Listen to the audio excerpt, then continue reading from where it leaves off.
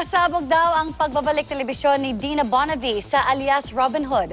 Mas inspired daw sa pagtatrabaho si Miss D sa pagdating ng bago niyang grandson na anak ni Oyo Boy Soto at Christine Hermosa.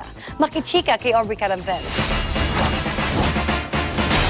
May bagong karakter na aabangan sa hit Kapuso primetime show na alias Robin Hood. Sa mga susunod na episode, makikilala si Mama Daisy, na gagampanan ni Dina Bonavie. Ngayong araw ang first taping day ni Miss D. Exciting daw ang kanyang karakter na isang film producer na may ilang hidden agenda. Pasabog din daw ang mga outfit niya sa show. Isn't it obvious may pasabog na outfit itong character na to? Breath of fresh air daw ang pagbabalik telebisyon ni Miss D sa gitna ng pagiging busy niya sa negosyo at pagiging isang congressional spouse.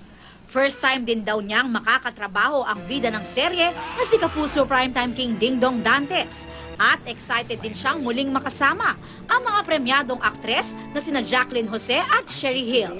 It would be fun, I guess. Kasi di ba sila yung mga dati mong kasama, tapos ngayon makakasalamuha mo uli sila. Mas inspired din daw ngayon si Dina dahil sa pagdating ng bagong apo na si Baby Marvic Valentin II, na anak ni Oyo Boy Soto at Christine Hermosa. Ang cute-cute. Siyempre, pwede naman hindi cute. Ang ganda-ganda ng nanay, ang gwapo-gwapo ng tatay.